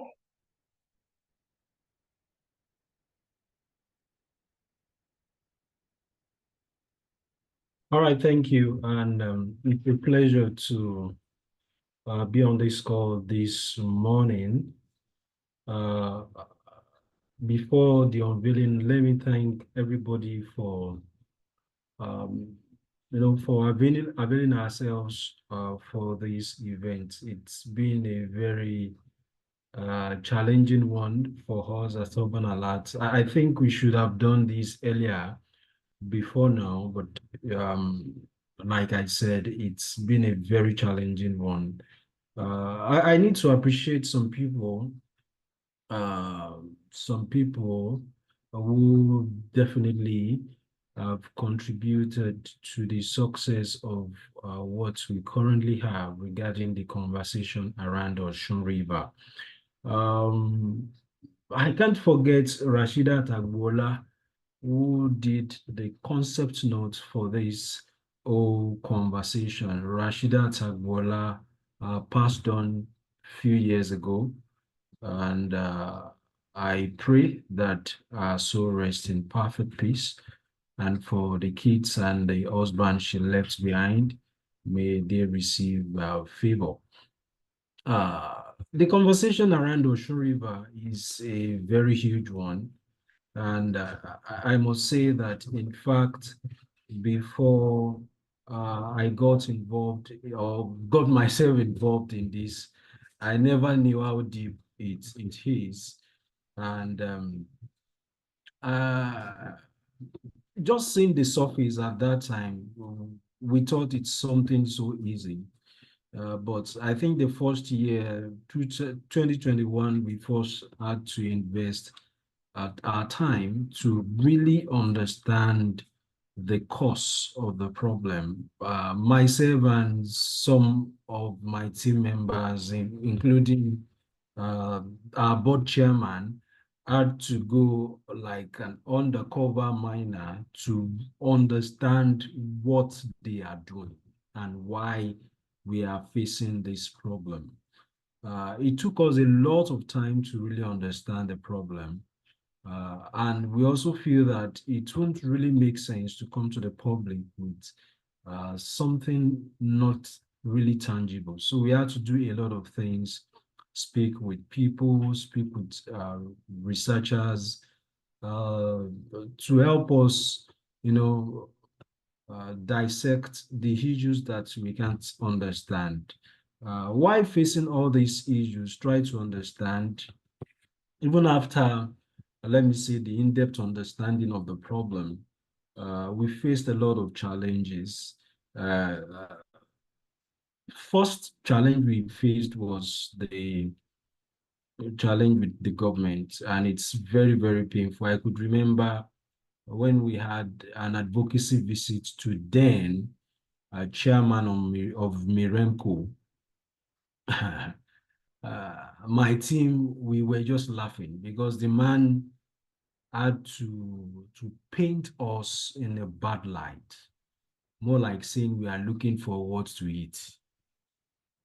And I'm so glad that Madam Hanu later had to have conversation with the man, Mr. Binuyo, who was the former Miremco chairman. I don't think Miremco still exists in the state since the previous government had gone. We even have threats from miners, and even from the custodians of the groove. They had to blacklist us. They ensure that we don't have any window of conversation with the custodians of the grove. In fact, once they see me, they just take their leave. But for us, the aim is not to blackmail anybody. The aim is to bring people together to solve this pressing problem. It got to a time that we had to sit and also think deep into the implication for everybody. Let me give you an example. Maybe we are having the notion that the contamination of the Osun River will only affect those who have direct contact with the water. But no. So many times during our engagement and visits to the host communities and even to the rivers, not just Osun River, we've seen herdsmen, go to the river with their cattle, and these cattle drink the water, and the meat from these cattle end up in our kitchens. That one, we realize that even between November and March every year, during dry season, water from Osun River is used for irrigation, planting of vegetables. At one time, we traced the end users of these vegetables from the farms to the market and to the GRA, the elite environment. So even the rich man living in GRA or Shobo is not free from the impact of the contamination. And this is why we all need to speak up and put pressure on the authorities. At one time, we tried to identify the numbers of pure water factories close to Osun River, and we counted like 14, making use of either wells or boreholes located close to Osun River, and we know the implication of this. So no one is free from the effect of the contamination. And I hope one day our government will act and ensure that something serious is done. We've done a lot of things, and many of us are also aware of this. Trying to reach out to senators representing Osun State, the representatives in the House of Representatives, speaking to heads of government ministries, agencies, and departments that they should wake up to this situation. But it's always been promises after promises. I could remember that at the time, Nezra sent representative staff from Abuja to try to investigate the problem. And in fact, upon returning to Abuja, there was a press conference by the DG himself, and he promised heaven and earth, and nothing happened till date. Even the current governor of Osun State, Governor Adeleke, also made his own promises. In fact, at the point he said they've started to clean the water. These aren't true. And the painful thing is the contamination is still ongoing. And in fact, 2 days ago, we received a report that Esaudo, where they don't normally mine before now, they've started to mine in Esaudo. Now, if you had watched the Associated Press reports, there is a clean waterfall that was filmed. That waterfall is actually in Esaudo. Now they are already mining as of today, just close to that clean waterfall. And that is the same Osun River. That's a cleaner part of Osun River. So what are we going to do? It's important for everybody to act. We can't continue to keep silence because people are dying gradually. And in fact, I must say, we, all of us, you're living in Osun, you are living outside Osun, we are dying gradually because of this. One way or the other, you consume something from Osun.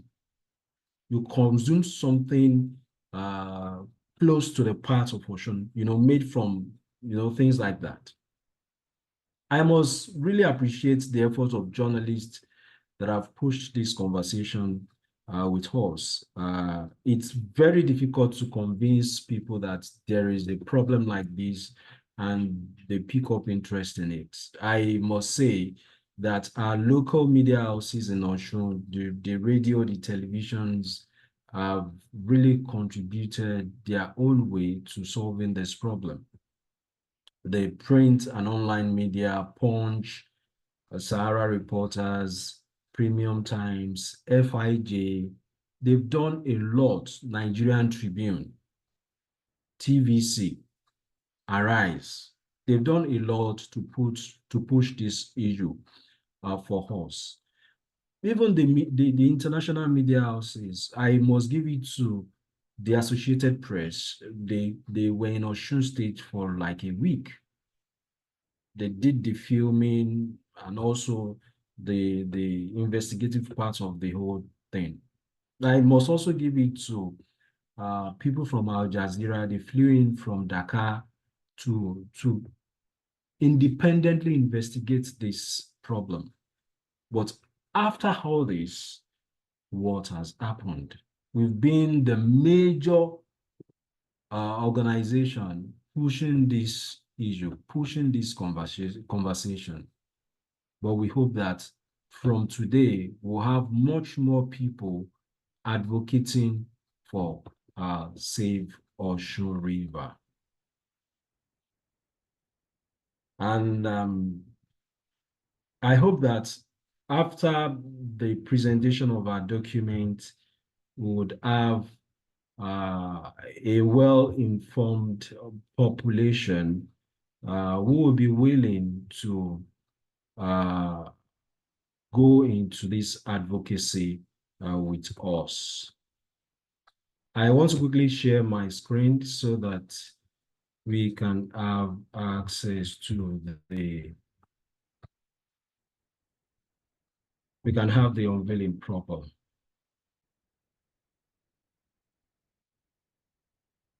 So thank you so much. This is the document we have produced covering gold mining metrics, the implication and the way out. We don't just want to talk about the problem, we've also tried to suggest the way out. So I will invite every one of us to just, the same way we joined this call, just type this link on your device. Just type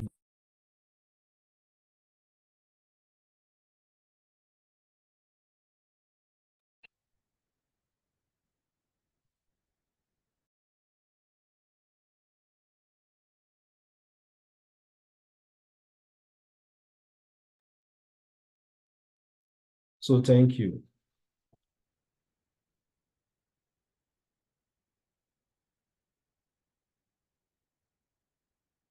And also the hard copy for this document should be available in our office as from tomorrow. If you need copies, you can please get across to us, to me personally, or via our social media handles.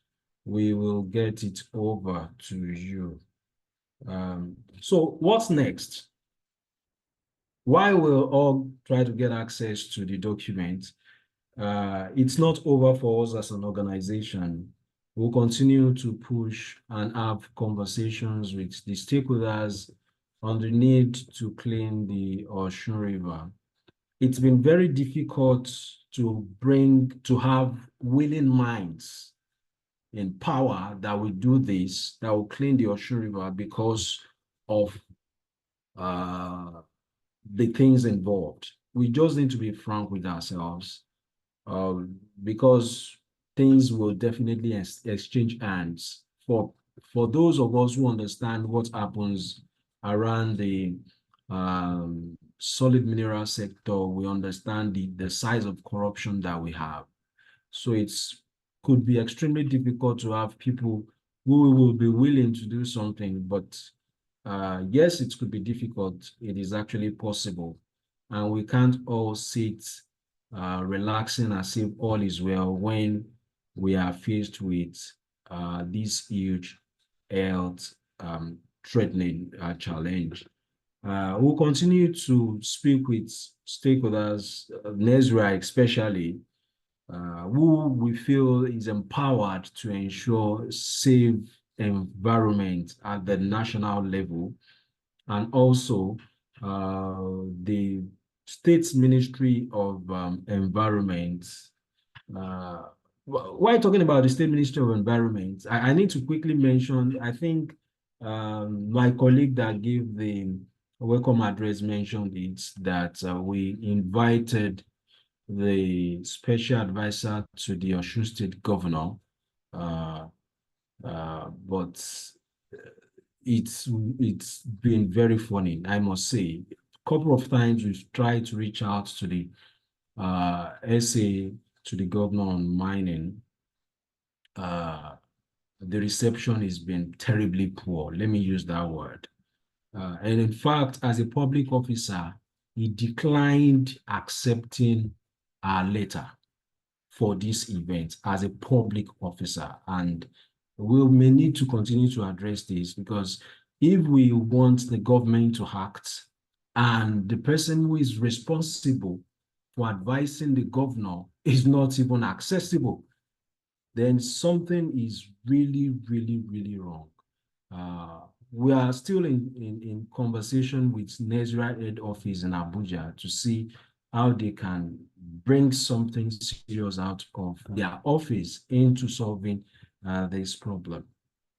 And in a special way, I want to urge the traditionalists, this Isheshi community.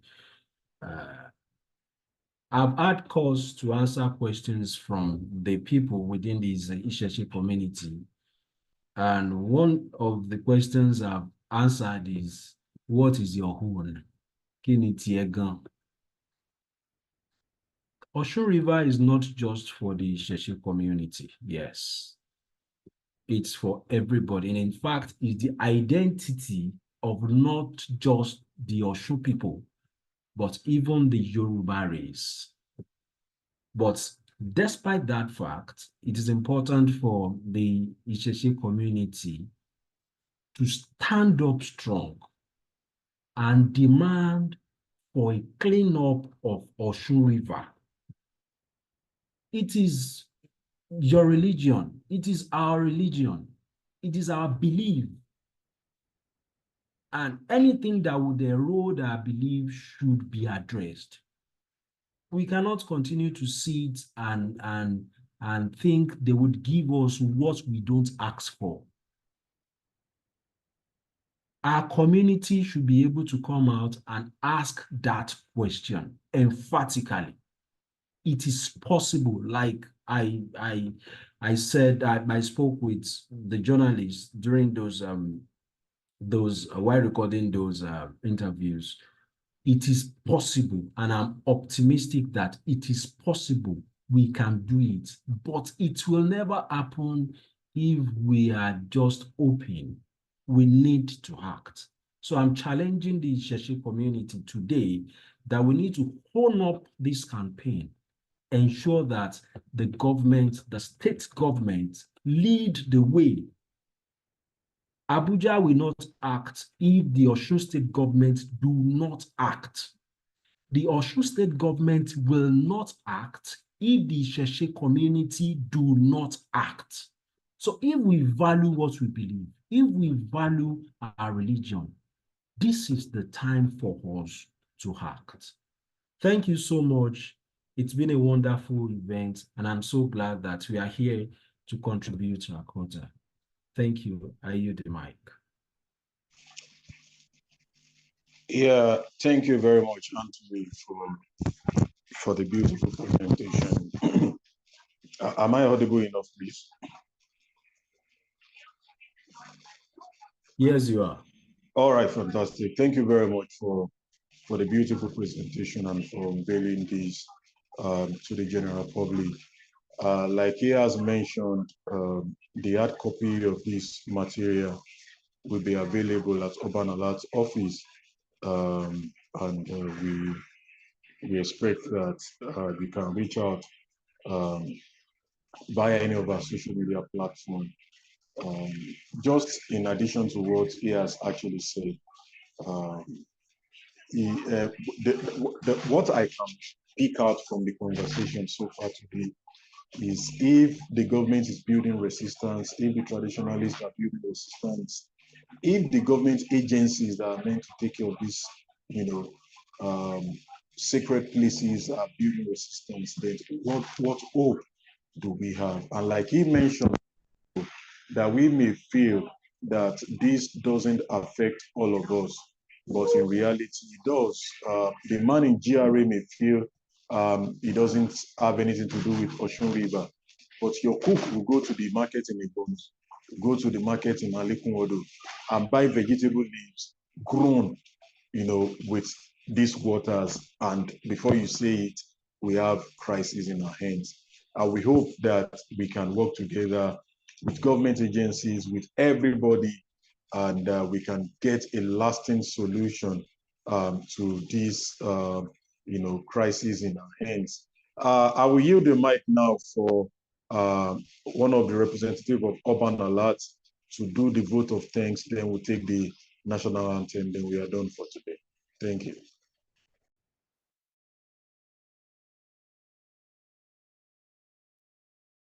Okay, so good day, everybody. Well done for the patience to wait to this moment. My name is Ogunela Oluwakisi, one of the team members.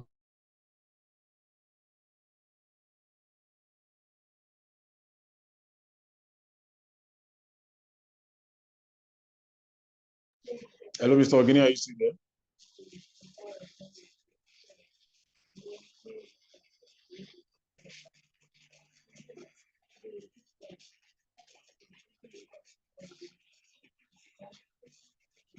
I think it's is having tech issues.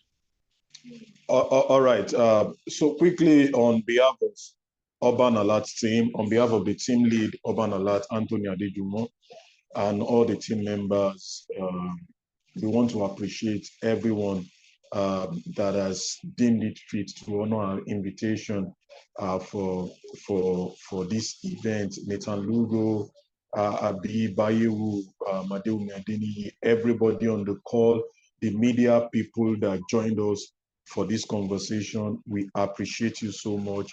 And it is our sincere prayer and hope that we would have a working system and we have, a government that is ready to work for the common good of every one of us. And, the crisis that may occur as a result of the pollution of the sacred Osun River will be averted with the needed results that we are all looking for. Thank you all for coming, and God bless you real good. Till some other times that we may have something like this to be together.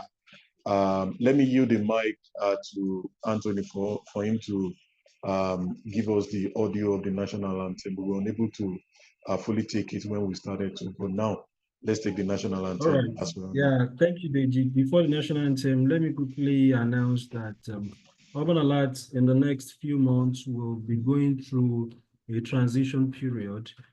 So we hope to still reach out to every one of us, partners and friends, about the new transition that we'll be going through. It's going to be bigger and better for us as an organization, so that we can continue to achieve better and push conversations around the lives, the people, and the resources. Thank you so much. I don't know if we have anyone who has a comment or question. We can just give out 1 or 2 minutes for that. Please, if you have anything to say, 1 or 2 minutes, you can just signify. Hello. Hello. Yeah, Hello. go on. Hello, Yes. good afternoon. Yes, good afternoon. I just want to commend the effort of Urbana Lot. I want to say congratulations to Amonalako Murenike from a JDPMC. Well done for the good job. And working with the rural community, I am able to have a good grasp of what you have done, and we really appreciate it. We see all this on the feed, and we know that the information provided today will help us better to enlighten the rural community on best way to go in this regard. So as we work together, we believe that an unexpected Osun State will be sure. Thank you very much once again. Yeah, thank you, Mrs. Onolapo. So I think there is a comment on the group by Nathan Lugo. He said he would like to share a document on his social media platform. Please drop your social media platform so that people can follow you. Also, there is a document that was dropped by one of our partners. He's in the academia. Tony would be dropping that, please, with all the participants. He will drop the document with you, as well as the one, okay, it is on Instagram at Oluwin_Osha. Oluwin_Osha. OLUWIN_OOSA. You can check the comment section, please, to get the, and then on Facebook is Nathan Lugo. Yes, Nathan Lugo on Facebook. We can please check. He said he would like to drop it. Okay, he said he would like to drop the conversation today on a social media platform. For the document dropped by our partner, Anthony will get it across to every of the participants. Thank you for your time. I think we can take the national anthem now. Yeah, we still have people that want to talk. We have Madam Habi. Okay. I think your hand is up. Yes, my hand was up. Thank you very much. I just thought maybe you had run out of time. First, I want to say congratulations again. This is very impressive work. And that at Global Rights, we remain committed to our partnership with you, and we'll be happy to also share this on our platform. The reminder that the Federation of Mining Host Communities is also on hand to support your organization and to engage with the Ministry of Water Resources at the federal level, and also the Ministry of Mines and Steel Development, and that we probably should have more conversation about that moving forward. Let's remember that mining is on the federal list. Water, certain waters are, as is water as well. And so at the federal level, there's still a lot of work to do beyond the state level. So we're here to support that.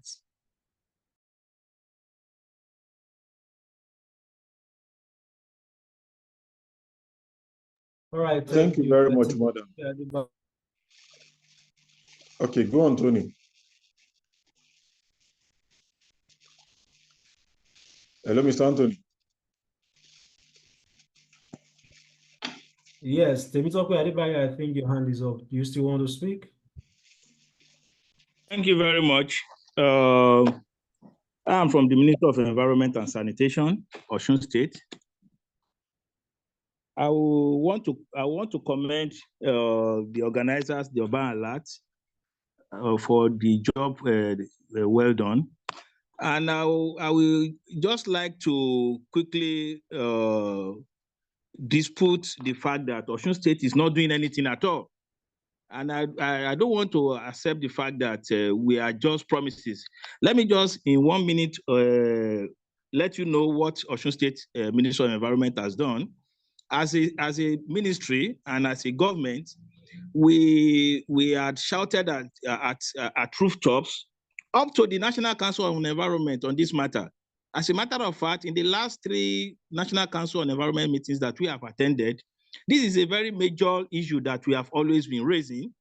And one of our strongest appeal, I like to acknowledge the last speaker telling us that this is a national issue and that is on the exclusive list. But notwithstanding, we are raising that, and we are asking the National Council to help us reach out to the necessary arms of the federal government to be able to do that. And apart from that, Mr. Governor said work is being done. Yes, we are taking some steps. There had been realignment of some of the havoc that was done in the mining areas along the Osun River. But we discovered that these new ones keep on coming up. You understand? So, and without a proper stakeholders engagement, we cannot go forward. So this is what we are presently working upon so that we can have a permanent solution to this. And we are already engaging with other stakeholders to make sure that we get a permanent solution to this. So I would like to let you know that, as you have said that our governor promised to do something, it's not that he just promised, he has started doing something on it. And we are very confident that very soon, Osun State will be commended for its effort.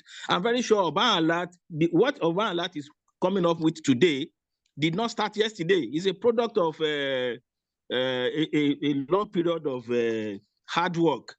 So I would like you and the stakeholders here to be patient with us and expect a better input from Osun State government, very good, particularly in the Ministry of Environment and Sanitation. Thank you. I am saying this on behalf. I'm saying this on behalf of my commissioner, who delegated me actually to be part of this meeting. Thank you. All right, thank you so much. I appreciate, and in fact, we appreciate the ministry for attending this event. At least you acknowledge our letter and you're here. But let me quickly say that Urban Alert is not, we are not novice to conversations around gold mining in Osun, not just gold mining, environmental issues generally. But I must say categorically that the Osun State government, both past and present, is not encouraging. And I'm saying that painfully, because we've engaged the government in so many areas, suggested solutions to this. But we understand, because we've seen the data, the Osun State government itself is a license holder.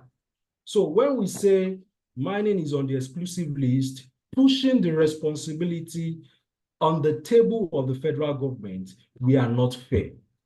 We are not fair enough. License holder, the Osun State government must, as a matter of seriousness, I'm saying this because we've met with the people in government before now and try to do a lot of things. The people in government right now have decided to walk stakeholders out of this conversation. But we'll continue to have conversations like this to push the current government to act. I think, Lisa, you want to say something? Yes, she has a question. Yes, I'd like to make a couple of comments. First of all, my congratulations to everyone for this very hard work in difficult circumstances. I know from experience how difficult it is to raise people's awareness about something whose negative effects come so insidiously and silently, and people, it's like you don't really notice that something has changed because it's happens so gradually that it's hard to be aware of it. So in that sense, I want to just say that one of the difficult things about the kind of poisoning that results from mercury and lead is that it's cumulative and it happens over a long period of time, and the negative effects only sometimes become aware many years later. So I wonder if there's a way of maybe testing the blood levels of some of the people who the documentary points out are drinking the water, and that's their main water supply. And also I remember from the documentary that also the water at the dam is the reservoir is affected. And so these are some of the avenues maybe that could be explored. So that's one point I wanted to make. A second point is I'm from Brazil. Actually, I'm from the United States, but I live in Brazil, and I'm tuning in from Brazil. And many people here, as Nathan Lugo pointed out in his presentation, there are many people who are very interested in the Osun River because of its relevance for its religious relevance. There's a religion in Brazil known as Candomblé, in which Osun is one of the principal deities. However, a language barrier is a problem. Many people in Brazil do not speak English, most, I would say, and this is especially prevalent among the people who are involved in Candomblé religion. So if the documentary was just shown in Brazil, I wonder if there's a copy of it that has subtitles in Portuguese that could be made available. And the other issue, as Nathan pointed out, is in the scheduling of events like this to take into account the time difference so that it would be more possible for people in the Western Hemisphere, because this event was a little early. I got up specially for it. But thank you so much for your efforts. I know that it's really hard work. It seems like a thankless task, but it's so important. Visibility is the key, and you've been doing great work. Congratulations. Thank you so much. I really appreciate. I'm going to speak with Anu for the translation or subtitling of the report. Let me also say that we've had a lot of people independently coming in to do a lot of things, especially gather data for this conversation. I think when myself and Anu was trying to draft out how our reports will look like, we thought about having, try to get blood samples from people. But because of the standard practice in the medical world, there is need for us to secure a form of clearance from the state government. But as at that time, when we were planning, the state government was actually resistant to us. So once they even hear anything like that, they will definitely not grant it. So we just had to come back to say, well, let's just do what we can do without having to go through that line. But I feel this is what the state government should even do, not external body, not a non-profit organization like ours, not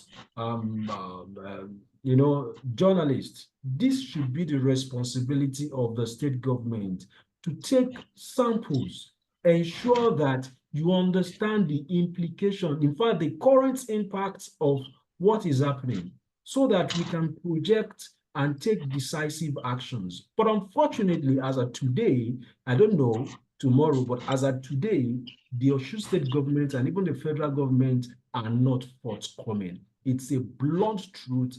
And in fact, we've tried many times to ensure that they take actions, but we understand that the state government as a license holder is also culpable in this. And we hope that something serious will just happen one day and the government will be committed to protecting the lives and the environment. Thank you so much. I think we have stayed longer. Deji, any other thing to say? Nothing from my hand.